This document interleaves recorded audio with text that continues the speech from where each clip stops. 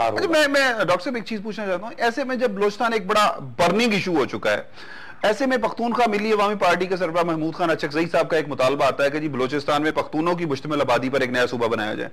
क्या ये सर क्या है, इस वक्त मुल्क बचाने की बात हो रही है, आप नए नए सूबों की नए इशूज की बात करने शुरू हो जाए? जब मुल्तान के गिलानी ये कहेंगे कि जी सराइकी सूबा, ठीक है सराइकी की डिमांड है, इसमें कोई शक की बात नहीं है कि सराइकी बोलने वाले लोग जो हैं वो भी एक सप्रेस्ड क्लास रही है, उनके अपने मुतालबात रहे हैं, लेकिन इसमें डिस्क्रेडिट गवर्नमेंट को जाता है क्रेडिट की बजाय कि इन्होंने ऐसे वक्त पर सियासत खेली है कि पंजाब को बाइफरकेट कर दिया जाए, जिसको नवाज शरीफ ने बहावलपुर के हवाले से तो सपोर्ट किया है, लेकिन एथनिक बुनियादों पर नहीं कहा। सही, इंतजामी बुनियादों में तो होने चाहिए, लेकिन लिसानी ये इस तरह की कुछ चीजें नहीं एथनिक भी बने हैं प्रोविंसेस, ऐसी बात नहीं, दुनिया में मुख्तलिफ मुल्क में हुए हैं, लेकिन हल क्या है?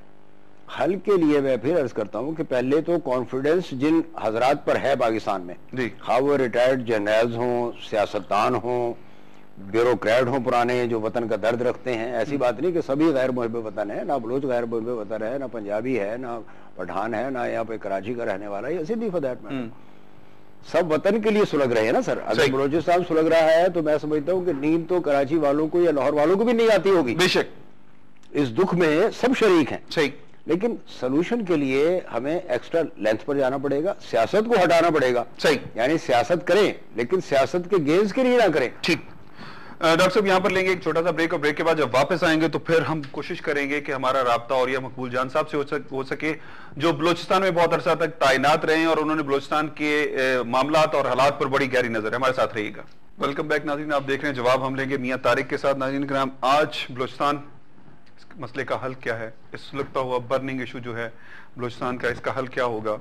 नवाब तलाल अकबर बुगटी साहब का कहना है कि वो मियां नवाज शरीफ पर एतमाद करते हैं, मियां नवाज शरीफ अगर इस इनिशिएटिव लें इस सारे मामले पर तो वो यकीनन जो है उन पर एतमाद करके उनको अपने मसाइल बताएंगे, उनको अपने मुतालबात बताएंगे, और वो अगर आगे हैं उनको इस करप्ट सिस्टम पर, इस करप्ट हुकूमत पर शायद कोई एतबार नहीं। इस वक्त हमारे साथ मौजूद हैं और ये मकबूल जान साहब, मारूफ दानिशवर, तजियाकार और साबिक ब्यूरोक्रेट। जी अस्सलाम वालेकुम और ये साहब। और ये सब ये बताइएगा कि आपने नवाब तलाल अकबर बुगटी साहब का इंटरव्यू यकीनन देखा होगा, और मैं चाहूंगा कि जो गुफ्तगू उनकी हुई है उसके बाद आप क्या कहेंगे, जो नाराज बलोच हैं, जो हमारे इस वक्त भाई इस वक्त नाराज है, हमारे जिस्म का हिस्सा है, इस मुल्क का, पूरी पाकिस्तानी कौम जो है इस मसले पर परेशान है, पूरी पाकिस्तानी कौम जो इस वक्त टेंशन में है, आप क्या देखते हैं जो उनकी गुफ्तगू के बाद, आप जिस तरह उन्होंने कहा है कि अगर पाकिस्तान से, पंजाब से मियां नवाज शरीफ साहब इनिशिएटिव लेते हैं तो आप क्या समझते हैं कि मियां नवाज शरीफ साहब इस मसले के हल के लिए कुछ कर सकते हैं?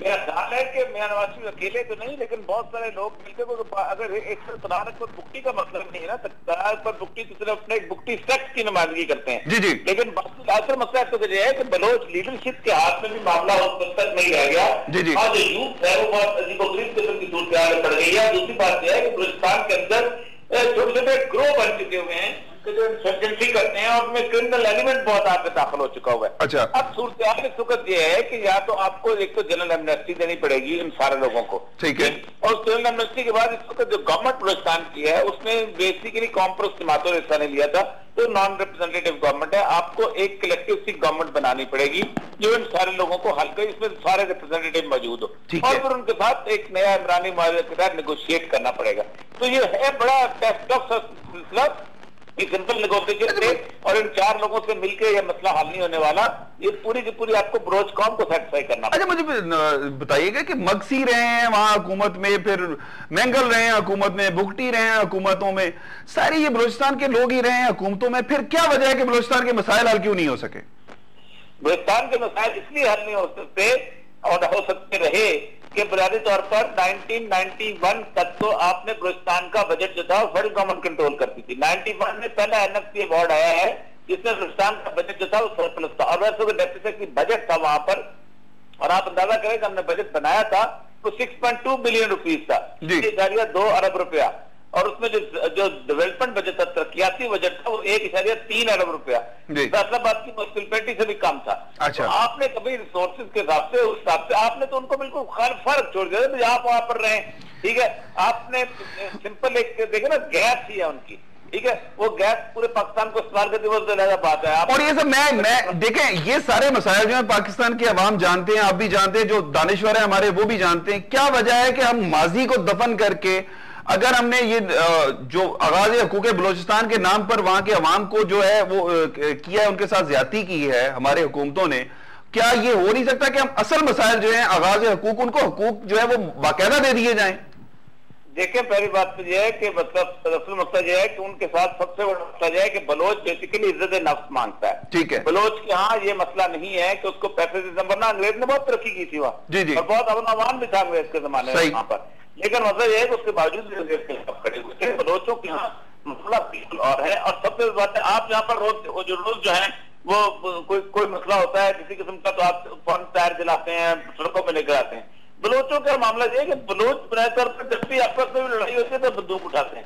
सही, उनके यहाँ स्टाइल ही है, लाइफ स्टाइल यही है, उनके यहाँ तरीका ही है कि और कोई तरीका नहीं है, इसलिए वो वहां पर जब भी होगा वो यही करेंगे। अच्छा, बीइंग दानिश्वर, बीइंग तजियाकार, आप क्या देखते हैं कि हमारे पाकिस्तान के, आपने कहा ना कि मियां नवाज शरीफ ने उनके साथ सब लोगों को, जाहिर है पूरी कौम का मसला है इस वक्त, तो पूरी कौम को उठ के खड़ा होना पड़ेगा अपने बलोच भाइयों के साथ उनके मसाइल के हल के लिए। तो आप क्या समझते हैं कि हमारे दानिश्वर जो दरमियान में कुछ इस तरह की बातें करते हैं जो कि उनको बलोच अवाम को, बलोच सरदारों को, बलोचिस्तान के जो गयूर अवाम है उनके इज्जत नफ्स से खेलने की कोशिश करते हैं, उनके लिए क्या सजेस्ट करेंगे? बिल्कुल बिल्कुल बहुत गलत है। उसकी वजह यह है कि बुनियादी तौर पर आपको ये तो वहां पर बहुत मोहतात होकर आपको बात करनी पड़ेगी। हमारा मतलब यह है कि हमने बलूचिस्तान का चप्पा भी देखा नहीं होता और पूरे बलूचिस्तान पे तबसराम कर रहे होते हैं, तो ये बड़ी इंपॉर्टेंट सी चीज है। औरिया मकबूल जान साहब, बहुत शुक्रिया आपने हमें ज्वाइन किया। डॉक्टर साहब, औरिया मकबूल साहब कहना है कि जी बलोच जो है बुनियादी तौर पर इज्जत नफ्स मांगता है, वो सिर्फ और सिर्फ इज्जत मांगता है। हमें क्या वजह है कि हम बलूचिस्तान के अवाम को इज्जत दे के, उनको इज्जत एहतराम के साथ बलूचिस्तान के मसाइल जो हैं, बलूचिस्तान में जो सोर्सेज हैं, जाहिर है पूरी पाकिस्तानी कौम बलूचिस्तान के साथ खड़ी है, तो हम इसका बेहतरीन इस्तेमाल क्यों नहीं कर सकते? करे कौन? अवाम से अवाम तो कोई इख्तलाफ ही नहीं है सर, ना कोई सेक्टेरियन यहाँ पे क्लैश है, ना कोई एथनिक क्लैश है, ना कोई Balochistan versus rest of the provinces हैं। ठीक है, ऐसी बात नहीं है। अवाम आज भी बलूचिस्तान के साथ है जैसे कि बलूचिस्तान के अवाम मुल्क के दीगर लोगों के साथ है, और ये फैक्ट है। लेकिन जहां पे नाराजगी इस हद तक बढ़ जाए, इस हद तक बढ़ जाए, आपने एनएफसी लेकर आए, एनएफसी में कौन से फार्मूले को आपने अडॉप्ट किया? इतने बड़े सूबे के लिए आपने 70 लाख की आबादी के फार्मूले को अडॉप्ट किया है, ये कोई जस्टिफाइड नहीं है। सही। दूसरी बात यह है कि आपने 18वीं तरमीम ले आए, 19वीं तरमीम ले आए, 20वीं तरमीम लाए, एक और तरमीम की जरूरत पड़ती है तो वो भी ले आए, सोशल कॉन्ट्रैक्ट को रिसाइन कर लें, लोगों को कॉन्फिडेंस में लें, और यहाँ पे जो भी बाकी 3 प्रोविंसेस के अंदर लोग मौजूद हैं उनको अपना एक जरगा बनाना चाहिए जो हमारा रिवायती तरीकाकार है, और वो बलूचिस्तान के लोगों के पास चल कर जाए। और बलूचिस्तान के लोग जो हैं, बलूचिस्तान के जो लीडर्स हैं और जो कबायली सरबराह हैं, वो बड़े ही यानी मेहमान नवाज हैं, और मैं नहीं समझता कि वो उनको गोलियों से इस्तकबाल करेंगे, ऐसा नहीं हो सकता। सही। जब चलकर आप जाएंगे और उनसे कहेंगे जी आप संभाले पूरे मुल्क को, सही, हम आपके पीछे हैं, सही, एतमाद का रिश्ता तो पैदा हो। सही, एतमाद का रिश्ता तो पैदा ही नहीं हो रहा है, यहाँ तो लूट और प्लंडर की कहानी है। सही। किसी ने नहीं पूछा आज कौमी असम्बली में भी बैठकर, सेनेट में भी बैठकर कि जनाब 66 अगर एमपी है, 63 एमपी है, तो 63 के 63 मिनिस्टर्स हैं। सही। ये कौन सी गवर्नेंस है? सही। दुनिया में कहीं ऐसा होता है? ऑपोजिशन ही नहीं है, सिंध में भी ऑपोजिशन नहीं है, 2003 यानी एमपी हैं, वो भी limping sort of a thing. तो जमहूरियत को उसके असल स्पिरिट में लेकर चले, रिसोर्स की एलोकेशन उसके असल तरीकाकार के मुताबिक लेकर चले, एनएफसी को रीएड्रेस करें बैठकर, और जिनका जो नौकरियों का जो कोटा है, कोटे से बढ़कर उनको दें। डॉक्टर साहब, आपने बड़ी बेहतरीन बात की, मैं आपका बड़ा मशकूर हूं, आप तशरीफ लेके आए। नाज़रीन इकराम, प्रोग्राम वक्त की किल्लत की वजह से मुझे खत्म करने की तरफ जा रहा हूं, लेकिन एक चीज जो मुझे डॉक्टर साहब ने कही है कि बलोच यकीनन बहुत मेहमान नवाज है। अगर पाकिस्तान के तमाम सियासतदान, बड़े लीडरान जो हैं, जो हमारे फैसला साज हैं, वो सारे के सारे इकट्ठे होते हैं और उनके पास चल के जाते हैं, बलूचिस्तान के मसाइल के हल के लिए संजीदा कोशिशें करते हैं। इस वक्त पूरी कौम को संजीदगी से इन मसाइल का नोटिस देना होगा, और कौम को अपने सियासतदानों और लीडरों को मजबूर करना होगा कि वो अपने बलोच भाइयों का के मसाइल के हल के लिए उठ के खड़े हों। दूसरी तरफ मैं एक चीज बताता चलूं नाज़रीन कि यकीनन हम महमूद गजनवी, टीपू सुल्तान को जानते हैं, लेकिन मीर बहराम खान, नवाब खैर बख्श मरी, उनके दादा, और इस तरह और जो मीर खान अफकलात, मीर मेहराब खान, मीर नसीर खान, ये वो हीरोज हैं बलूचिस्तान के जिन्होंने अंग्रेज के खिलाफ जिहाद किया और कभी शिकस्त नहीं मानी, कभी उनका साथ नहीं दिया। ये वो गयूर हीरोज हैं जिनको आप कभी मोल्ड नहीं कर सकते, जिन पर जबर नहीं कर सकते, जिनको कभी वो नहीं कर सके, तो कैसे आज उन पर जुल्म करके हम उनको अपने साथ रख सकते हैं? हमें उनके साथ बराबरी के हकूक देकर उन्हें अपने साथ लेकर चलना होगा।